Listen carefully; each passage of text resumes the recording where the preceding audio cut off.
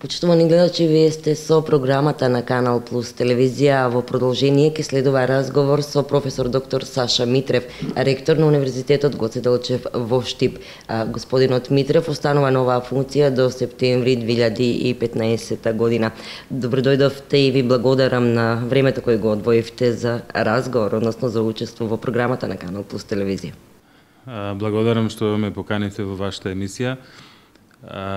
Универзитетот Гоце Делчев е основан на 27 март 2007 година со закон за основање на Универзитетот Гоце Делчев.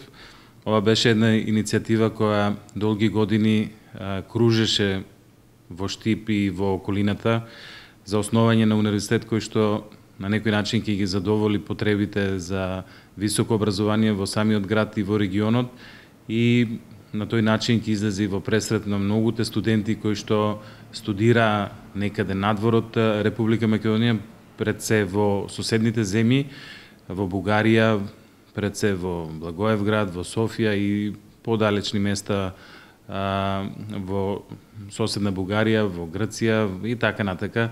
Значи имаше многу студенти кои студираа настрана, а самиот универзитет Кирил Методи не можеше да ги прифати сите тие потреби и сите тие барања од страна на граѓаните кои што сакаат да на некој начин да го започнат и да го завршат своето високо образование во нашата држава.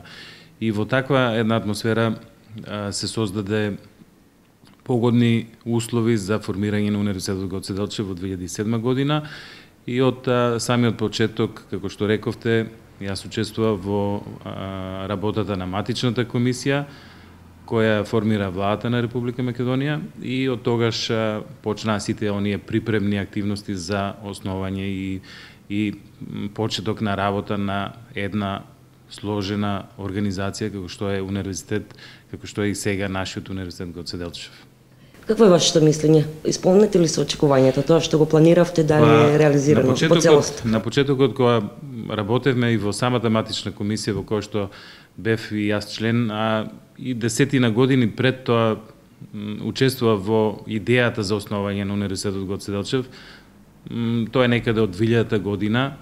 Учествувавме во така една работна група која имаше за цел формирање на Универзитетот Гоце Делчев во Штип.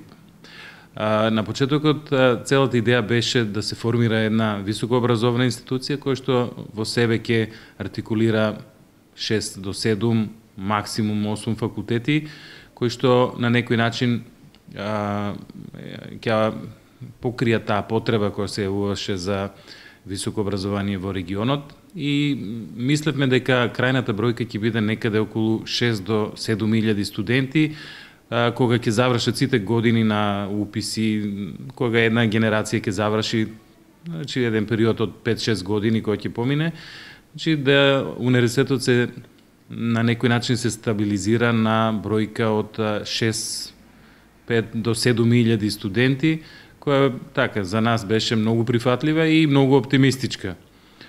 Но еве денеска таа бројка е надмината?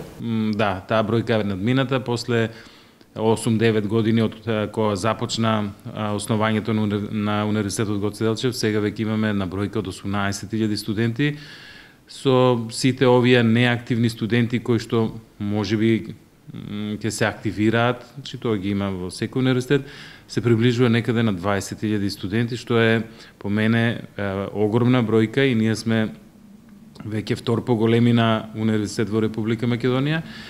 И генерално кажано сите универзитети што постојат на оваа планета кои што имаат повеќе од 10.000 студенти, 12 припаѓаат во категоријата на големи универзитети. Значи се што е над 12.000 студенти и ако оцениме по тоа, значи ние веќе припаѓаме на категоријата голем универзитет и тоа е на некој начин кажува се што сме направиле до сега, значи за овие 8-9 години, од една идеја да дојдеме до универзитет кој што е припаѓа на категоријата големи универзитети и плюс по рангирањето сепак треба и тоа да се истакне. Значи не само што имаме доста студенти, по рангирањето сме втор по квалитет универзитет во Република Македонија. Прв пат становте ректор на 28 јуни 2007 година. Формиравте ваш тим во кој секако имавте голема доверба. Кои ви беа првичните планови за промовирање на тогаш немладиот универзитет во државата? Каков план направивте со вашиот тим? Па на самиот почеток, значи од 2007 година, кога започнавме со самата идеја, сите тие постулати кои што беа напишани во самата програма и план за работа за наредниот период, сите тие постулати беа напишани кои што денеска веќе се реалност и кои што функционираат и живеат. Само беше проблем времето и брзината со која што тие постулати ќе се направат и ќе живеат на некој начин. Значи ние од самиот старт не ги меневме нашите ставови, него од самиот почеток на некој начин знаевме што сакаме, знаевме како треба да изгледа универзитетот и сите тие работи ги правевме во текот на наредниот период кој што доаѓаше. Јас само ќе потсетам неколку работи, значи ние од самиот старт зацртавме дека нашиот ректорат, главната зграда ќе биде во Ново село, дека ќе ја реновираме оваа зграда и еве денеска се наоѓаме овде во оваа прекрасна зграда која што е репрезентативен објект и на градот, ама пред се на Универзитетот Гоце Делчев. Значи една прекрасна зграда која што е 200 години стара, во која што предавал Гоце Делчев и Ѓорче Петров и многу други преродбеници од тоа време. И денеска, значи, таа е современа зграда, како да е пред некоја година направена, но сепак има своја историја. Тоа го кажавме уште на почетокот и го направивме. Исто така електронскиот индекс, кој што е еден многу сложен систем, еден начин на водење на студиите, во кој што човечкиот фактор ќе се маргинализира, човечкиот фактор во смисла на студентски прашања, желба на поедини професори, декани, продекани, проректори па и ректор, значи да биде на некој начин маргинализирано нивното влијание во самото студирање, во она административен дел на студирањето на студентите, значи оној контакт на студентите со организацијата, односно со универзитетот, да биде сведен на некоја автоматика која што нема никакво значење. Значи дали ќе заверете семестар или нема да го заверете семестарот, дали ќе пријавите испит или нема да пријавите испит, дали ќе добиете шеска или тоа не зависи од студентските прашања, не зависи од референтот тамо, не зависи од шефот на студентски прашања, не зависи од деканот и така натака, ниту од ректорот, значи зависи од студентот само. Тоа е на изглед можеби и банално да изгледа, но многу важно, затоа што студентите комуницираат со универзитетот преку тој виртуелен портал на електронски начин и не гледат друг од другата страна кој што може да им го направи студирањето сложено, непријатно и така натака. Значи тоа ние го знаевме по нас, затоа што и ние бевме студенти и нашиот контакт со универзитетот беше контактот со студентските прашања, со администрацијата и сите тие непријатни работи што ги имавме, сакавме да ги избришеме во нашиот универзитет. Значи не велам дека се е идеално направено, но тој електронски индекс во 90 и повеќе посто случаеви функционира одлично. Тоа ни беше првата замисла и тоа е веќе реализирано, речиси до перфекција во првиот циклус на студии, останува вториот и третиот кој исто така во наредниот период од неколку месеци треба да се среди. Значи тие се едни круцијални работи кои се замислени на почетокот и кои се одвиваа во периодот кој што следува. Понатака си зацртавме дека треба да воведеме ISO 9001, кој што на некој начин ќе го контролира и организира универзитетот со процедури, постапки, кои што, пак ќе кажам, нема да зависат од добрата волја на поединци, него едноставно мора да има норми во кои сите ќе се придржуваат, од студентите до ректорот. Значи, една хиерархија која што е пишана на хартија и која во моментот може да се пофалиме дека или можеби така и страшно звучи, околу 4 до 5000 страници документација која што го управува универзитетот по некои правила, и тоа го направивме. Направивме надворешна евалуација на универзитетот од страна на реномирана институција како што е Европската асоциација на универзитети, која што прати своја група од 5 професори од различни универзитети и еден студент, кои што беа овде на неколку пати и направија мощна добра евалуација која што на некој начин го потврдува сето тоа што го правевме овие изминати 7-8 години, и за наше задоволство, значи сите тие и слаби страни што ги имаме и добри страни беа потенцирани и беа на некој начин напишани на хартија, и тие се наоѓаат јавно на оваа Европска асоциација на универзитети, кај што членуваат сите универзитети од европскиот континент. Започнавте со 2 факултета, еден институт образовен, научен. Стигнавте за 8 години, многу постигнавте со тоа што се, нели кажавте и вие, што се зголеми бројот на студентите, со тоа што ги остваривте некои ваши идеи, ваши некои цели кои што ги имавте. Со колку факултети во моментов располага Универзитетот Гоце Делчев и еве да ги спомнеме и дисперзираните студии во останатите градови? Целиот систем на Универзитетот Гоце Делчев е една сложена организација во која што целиот универзитет функционира како интегрална единица, која што е на некој начин централизирана во самиот ректорат за многу административни функции, но наставните функции се на некој начин дисперзирани по факултетите. Во моментот имаме 13 факултети кои се активни од изминатите години и 2 академии кои се сега во процес на формирање, од кои веќе едната академија ги има сите белези веќе на факултет, тоа е Ликовната академија, и останува уште некои технички проблеми да се разрешат кадровски околу Филмската академија, и со тоа го заокружуваме бројот на 15 факултети. 15 факултети во состав на универзитетот и дисперзирани наставни центри кои што ги имаме во повеќето вака поголеми градови, кои се одлична можност, значи, за други студенти кои се подалеку од Штип да можат да студират. Овде би ги пред се истакнал наставниот центар во Струмица, кој што е еден одличен наставен центар со целата инфраструктура која што постои тамо. Понатака наставниот центар во Кавадарци, наставниот центар во Скопје, наставниот центар во Кочани и последниот кој што го формиравме, наставен центар во Прилеп. Тие се така поголеми и неколку објекти кои што на некој начин представуваат и седиште на неколку факултети, како што е Гевгелија со факултетот за туризам и бизнис логистика, понатака во Радовиш електрофакултетот и во Пробиштив технолошко-техничкиот факултет кој што има исто така своје седиште во Пробиштив.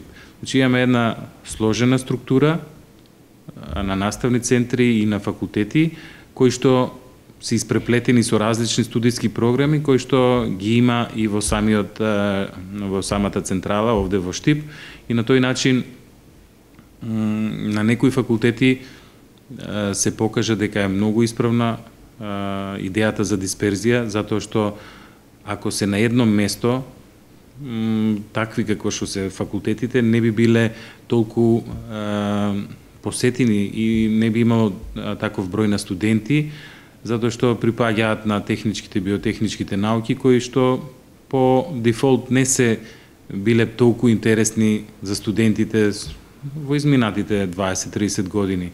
Тоа е факултетот кој што го организира студиската програма за рударство и геологија, земјоделскиот факултет, кои се факултети, ако би биле овде на едно место само во Штип, не би имале толку студенти како сега што има.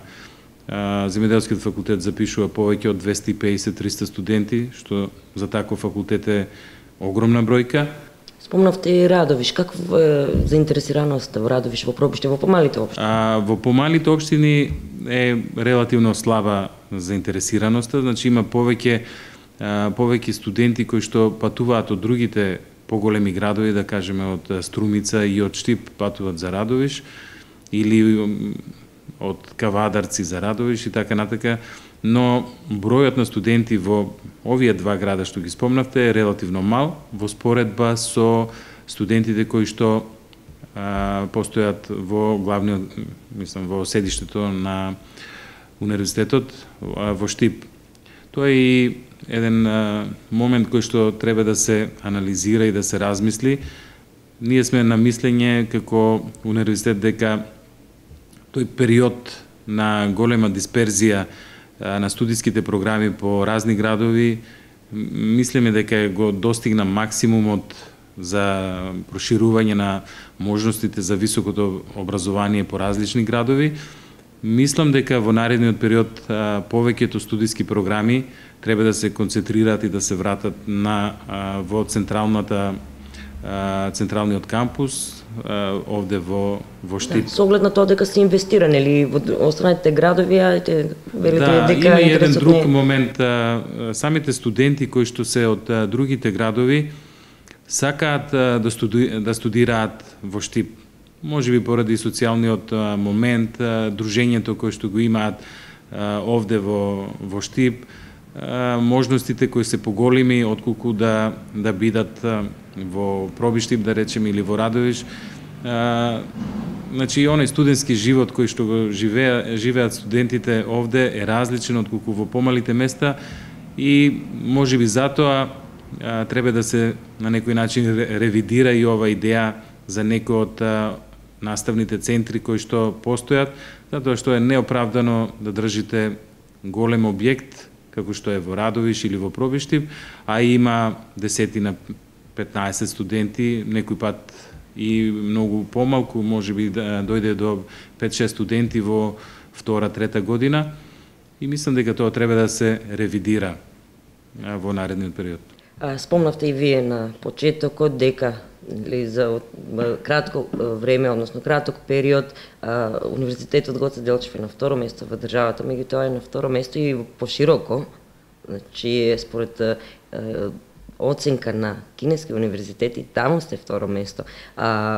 Што значеше тоа за вас лично, како ректор на овој универзитет, како човек кој раководи со оваа институција?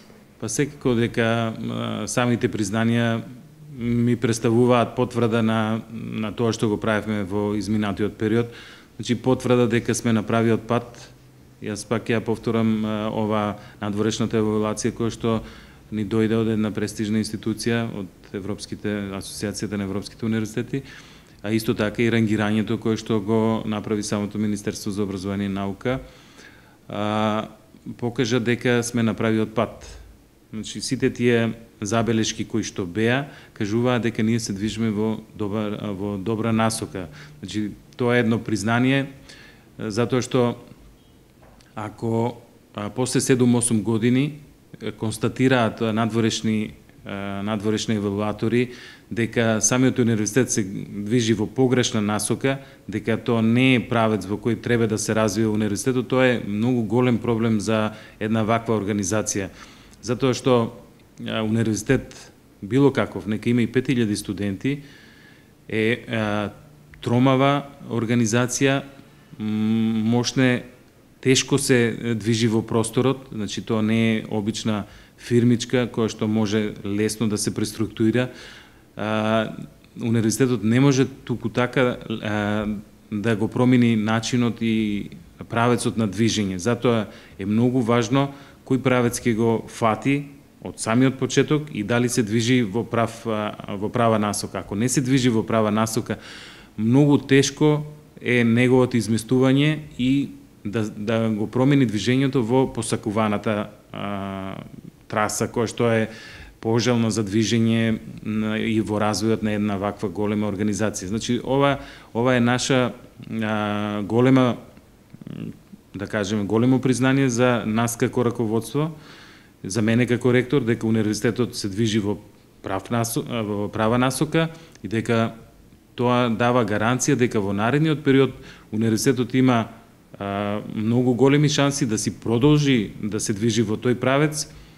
Секојаш ќе има промени, секојаш ќе има новитети, секојаш ќе има развој во универзитетот, тоа никош нема да престане, но многу е тешко да ги избришите некои принципи кои веќе се успоставени и да создадете нови принципи кои што ќе ги прифати мнозинството во универзитетот. Тоа е многу тешко и обично во такви моменти настануваат големи проблеми во универзитетите.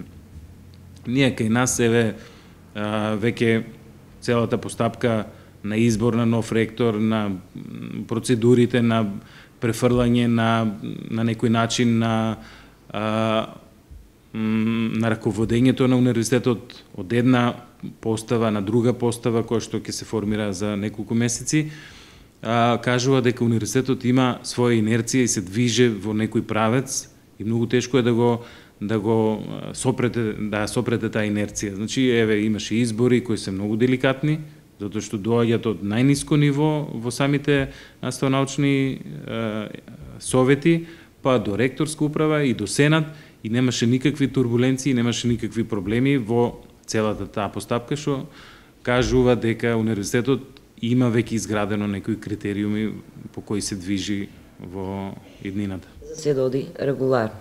Да. Така.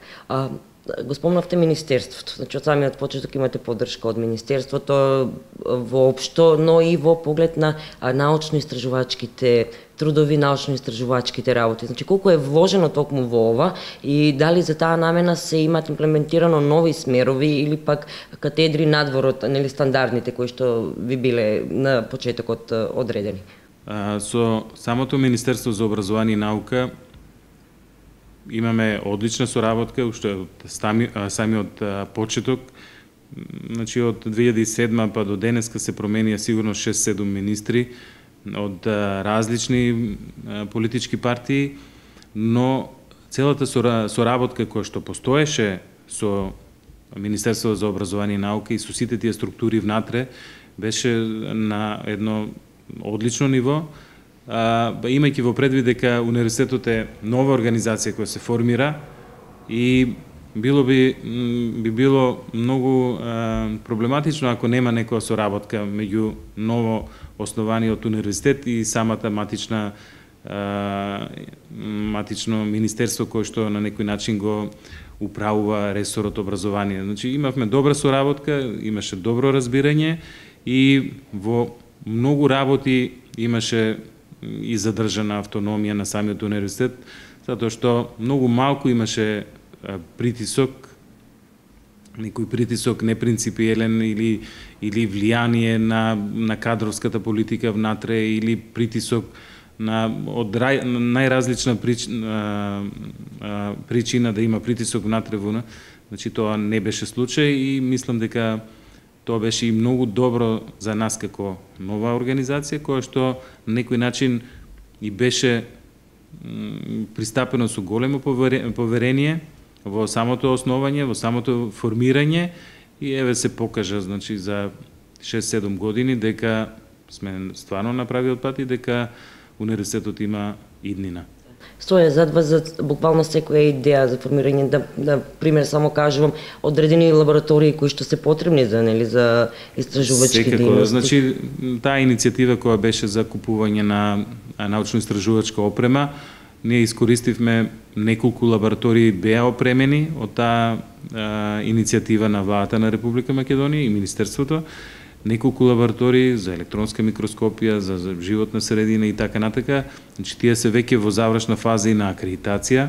Мислам дека денеска или утре веќе ги завршуваат и тие процедури, што на некој начин се покажа многу добро за нас како универзитет, затоа што дел од таа опрема и релативно скапа, ние сами не можевме тоа да го купиме. Тука е секако и опремата за стоматологија, опремата за физиотерапија, за протетика и така натака, значи опрема која што кошта повеќе стотини илјади евра и која што на некој начин ни беше поклонета од самото министерство, а тоа сум сигурен дека во наредниот период ќе даде голем квалитет на самите студиски програми и лаборатории кои што ја има таа опрема. Така, за образование на кадри кои што во иднината ќе бидат од големо значење.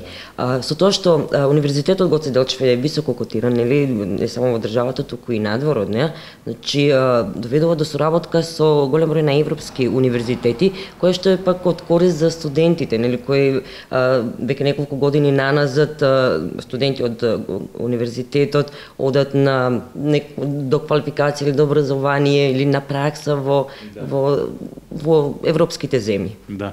Па тоа е, значи од самиот почеток ние почнавме со потпишување на договори со различни универзитети, факултети од странство. Прво почнавме со овде во државата, па ги проширивме на соседните земји и понатака повеќе европски земји.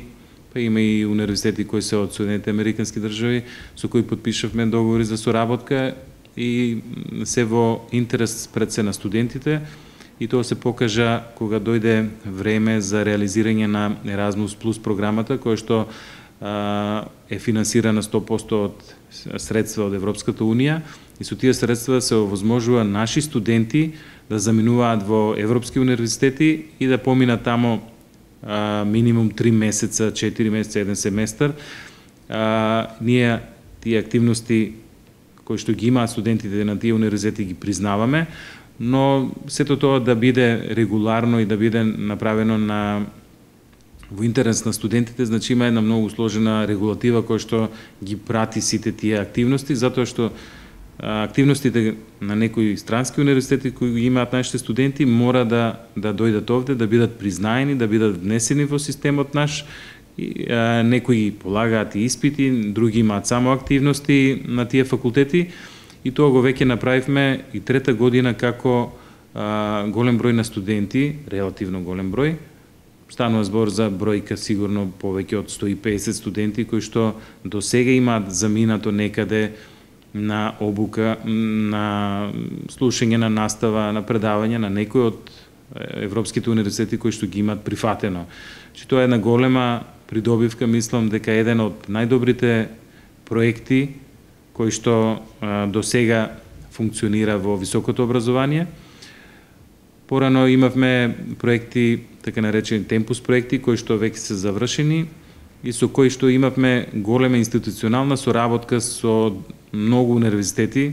Такви проекти имаше повеќе од 20-30 проекти во кои што учествувавме, и многу наши колеги имаа можност, значи со помош на финансии кои доаѓа од Европската Унија, да заминат некаде во странство, да поминат некој извесен период од тие странски универзитети, да дојдат кај нас, да пренесат искуство, и така една малку динамична можност на размена на искуство, на научен соработнички кадар, исто така и на администрација. И тоа на некој начин ни помогне и на нас во самото основање, да може шо повеќе информации да добиеме од некои други универзитети, значи како и тие го прават тоа што ние би сакале да го правиме во иднина. Сега се, значи после 3 години Erasmus Plus програмата, веќе универзитетот е исправен пред една друга можност, а тоа е да прима студенти некаде од надвор. Значи од некои други универзитети да ги прима овде студентите, а веќе почнаа да доаѓаат професори, наставници, соработници од други универзитети кај нас. Само оваа година имавме некаде околу 40 до сега, околу 40 наставници кои се по програмата Erasmus+, кои доаѓаа кај нас, држеа некои предавања, контакти со факултетите воспоставува и така натака. Значи, една можност која во наредните години ќе бидеме сведоци дека многу покрај студенти и наставници и научен кадар ќе доаѓа кај нас во нашиот универзитет и ќе работат на заеднички проекти, настава ќе одржуваат и така натака. Кога го спомнавте научниот кадар, односно професорскиот кадар со кој што располаг во моментов Универзитетот Гоце Делчев. На почетокот секако било тешко, предпоставувам, затоа што има недостиг на високо квалификувани, односно дипломирани или магистранти кои што би биле предавачи, кои што би биле асистенти или професори овде на Универзитетот Гоце Делчев. На кој начин во тој момент се снаоѓавте околу, нели, на самиот почеток, околу наставниот кадар, со оглед на тоа нели што се зголемуваше и бројот на студентите, со секоја наредна година имаше поголем број на студенти. Имавте професори, например, кои што надворешни, како надворешни соработници од овде од државата, предпоставувам, и од странство, веќе и ова што го спомнавте. Доколку беше тешко да се најде некаков соодветен кадар, дали се прави некои отстапки кои не беа предвидено според тоа што вие сте го зацртали на самиот почеток, или секако, имаше ли прераспределување на кадрот во текот изминатите години? На почетокот имавме многу проблеми со кадарот, затоа што и во самиот град и во околината немаше доволно ниту магистри, ниту доктори на наука. Значи, докторите на науки беа на некој начин многу лимитирани, тие што постоеа како доктори беа веќе ангажирани некаде, и не беше случај како што е сега да имаме многу поголем избор како што од различни подрачја. Тогаш не беше таков примерот, па бевме приморени на некој начин да ги користиме сите административни можности што може да ги направиме за да можеме тој кадар што го имаме да биде максимално искористен. Јас би кажал само како пример, еве на самиот почеток, студиските програми кои што ги правевме имаа што помалку часови. Значи, ако една предметна програма кај некоја студиска програма треба да има 4+2 или 3+2, ние сите ги правевме да бидат 2+1 или, значи, што може помалку часови за да може повеќе предмети еден наставник да има, и на тој начин да може во рамките на правилниците кои што постојат и законот, еден наставник да биде што повеќе ангажиран на повеќе предмети и на тој начин да покрие едно поголемо подрачје, поголем број на студенти. И поголем број на студенти. Значи, тоа го правевме на некој начин свесно во рамките на законот, но одевме максимум, значи по 4-5 предмети, тогаш не беше и лимит бројот на предмети. Значи, некои наставници имаа и по 6 предмети, 12 часа и така натака, али тоа беше на некој начин административно жонглирање од наша страна за да можеме да ги покриеме предметите, затоа што ќе останеа предмети кои што нема да бидат покриени со наставници, а студентите доаѓаат веќе и тоа доаѓаа во голем број, а немаше од каде да најдеме наставници. И во самиот почеток имаше и на некој начин бојкот од најстариот универзитет, затоа што Универзитетот Кирил и Методи не беше многу расположен околу формирањето на Универзитетот Гоце Делчев во тоа време, и на самиот почеток, значи, имавме проблеми со обезбедување на наставници. Па носевме ги од Бугарија и од Србија и од Германија, и на тој начин ги користевме сите можности за да може да излеземе во пресрет на студентите. Студентите во многу случаи не го осетија тоа на некој начин, но наставниците беа преангажирани на некој начин со многу студенти, со многу предмети, но тој период полека помина. Тие што беа помлади асистенти веќе се доценти, тие што беа асистенти веќе некој од нив се образуваше нов кадар. Како не, се вонредни професори. Почнавме со 12 редовни професори на почетокот, сега имаме некаде околу 50-60 редовни професори. Соработката со другите универзитети меѓувреме се подобри на едно, да кажам, многу подобро ниво, многу нормално, и посебно со Универзитетот Кирил и Методи, кој што на некој начин највеќе професори доаѓа од тамо и се уште доаѓаат, мислам, и без нивна помош, да речеме, Факултетот за медицински науки тешко дека можеше да профункционира, и таа соработка во изминатите години беше на едно задоволително и можам да кажам и високо ниво. Со универзитетот од Битола исто така одлична соработка. И тоа е нормално, сите ние сме државни универзитети, ние припаѓаме на државни универзитети кои што имаат јавно властување на некој начин да имаат активности во високото образование. Независно дали сме во Штип, во Битола или во Скопје, значи ние сме државни универзитети и движењето на кадрите внатре во тие државни универзитети е на некој начин нормално. На почетокот на разговорот спомнав за почетокот на универзитетот, односно повторно ќе се навратам дека започнавте со 2 факултети во една зграда, а сега веќе инфраструктурата на универзитетот е значително развиена. Но она што недостасува е простор, односно место каде што ќе се смести големиот број на студенти кои што доаѓаат во Штип, а не достига тој простор. Неколку пати се споменува студентски дом дека ќе се гради овде.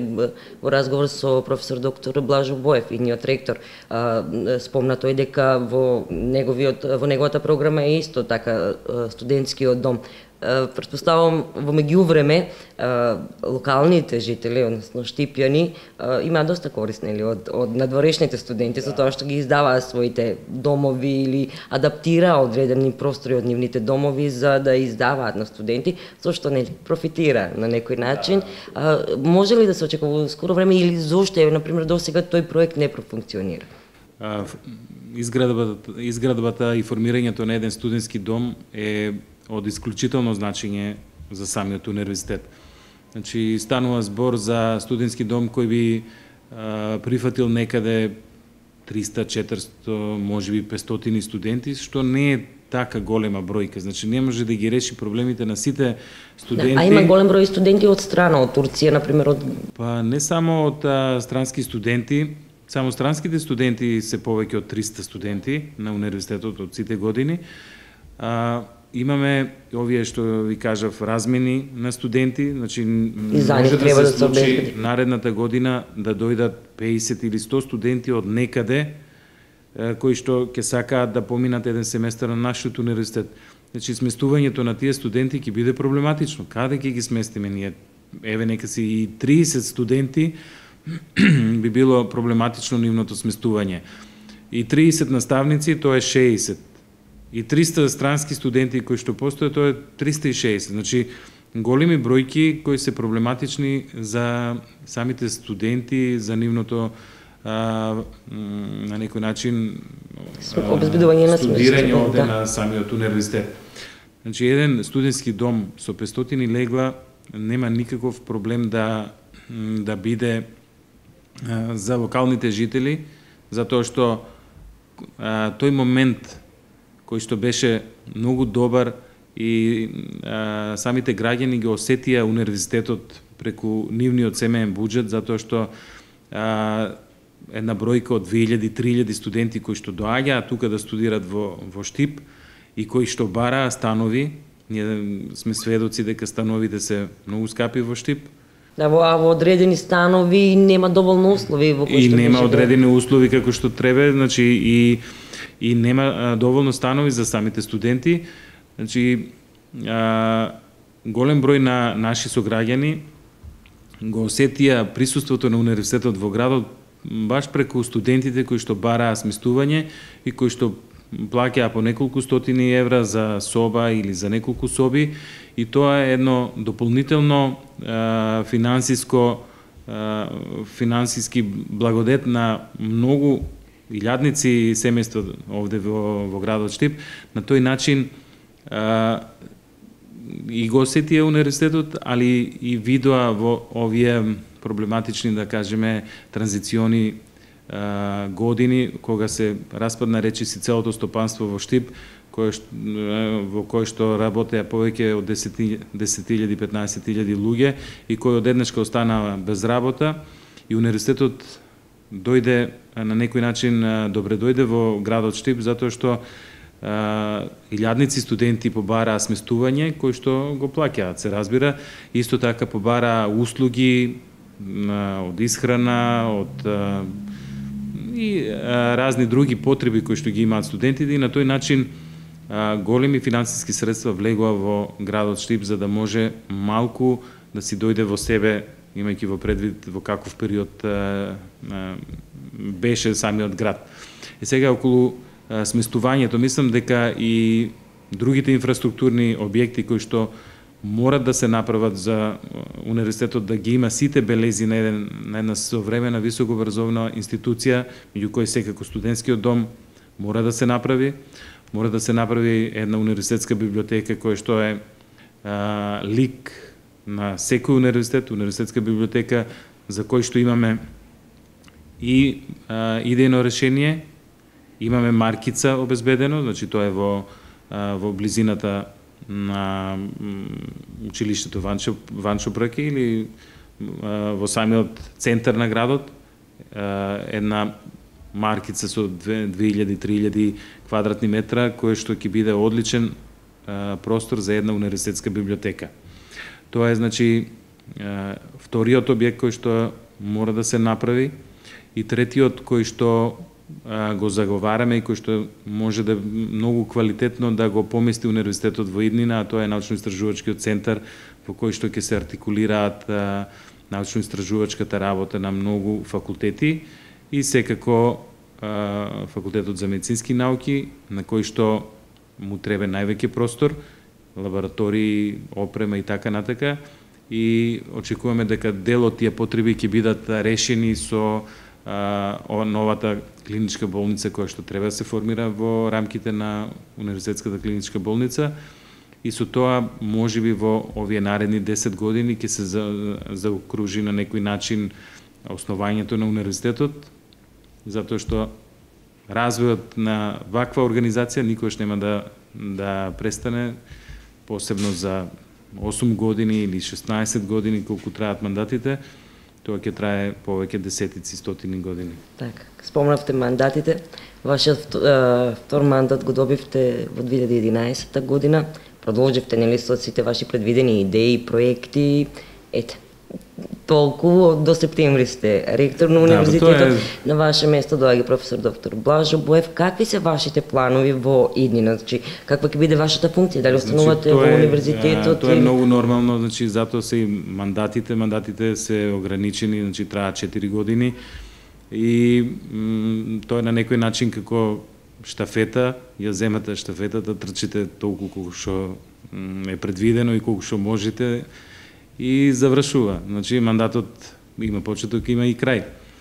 Може да има 2 мандата, како што беше и во мојот случај, и со тоа мислам се завршува еден период и од основањето на универзитетот, а и мислам дека се повеќе од 2 мандати станува проблем. Значи и за тој што ги има мандатите и за самата организација во која што се наоѓа. Значи најдобро е, значи така постои во многу земји, на различни институции, значи еден мандат, 2 мандати, ако можете да покажете за 2 мандати, значи ќе покажете што знаете. И да имате уште 14 други мандати, нема да покажете ако не можете и во тие 2 мандати да покажете што умеете, што знаете и кои ви се вашите идеи. Мислам дека оваа транзиција која што сега настана со изборот на новиот ректор, професорот Блажо Боев, мислам дека тој е човек кој што ги многу добро знае сите процеси внатре во самиот универзитет, кој повеќе од 30 години се наоѓа во научно-истражувачката работа и во наставната област исто така. И мислам дека е човек кој што може да продолжи со сите овие зацртани идеи кои што почнаа на Универзитетот Гоце Делчев и кои што ќе се одвиваат и во наредните 4 или 8 години. И мислам дека универзитетот има веќе изградено и структури внатре во самата организација, стабилни тела со јасна визија за иднината, со јасни концепции во кој правец ќе се движи и мислам дека универзитетот и во наредниот период ќе биде на второто место и можеби и повисоко. Ќе бидете вие тука во близина да помагате да излезете во пресвет. Јас сум овде Вие ќе останете на универзитетот. Јас сум овде на Универзитетот Гоце Делчев, секако на факултетот на земјоделскиот факултет, во кој што имаме прекрасни лаборатории, имаме одлични услови за работа, има многу добри колеги кои што се бават со научно-истражувачката работа и наставната работа, а секако со искуството кое што го имам може да помогнам ако ме прашаат. Ви посакувам успех понатаму. Покажавте досега во изминатите 8 години дека навистина можете да пробувате со институција од ваков карактер, калибар да не речам, можеби во текот на наредните години повторно ќе бидете избран за ректор. Не, ја мислам дека е добро да на ова што пред малку го зборувавме, да се задржиме во рамките на мандатите кои што постојат и да има и 4 мандати, значи пак ќе завршат и тие 4 мандати. Нека бидат 2, а нека бидат секој кој што ќе си го има мандатот да си го тера максимум квалитетно и посветено. Мислам дека така ќе се движат организациите кои што треба. Ви благодарам за разговорот и што одвоивте уште еднаш време за Канал Плюс телевизија. Благодарам и на вас. Почитувани гледачи, и на вас ви благодарам што го следевте разговорот со професор доктор Саша Митрев, ректор на Универзитетот Гоце Делчев, за кого што, како што кажав на почетокот на разговорот, кој останува и е ректор до септември 2015 година. Останете и вие со Канал Плюс телевизија.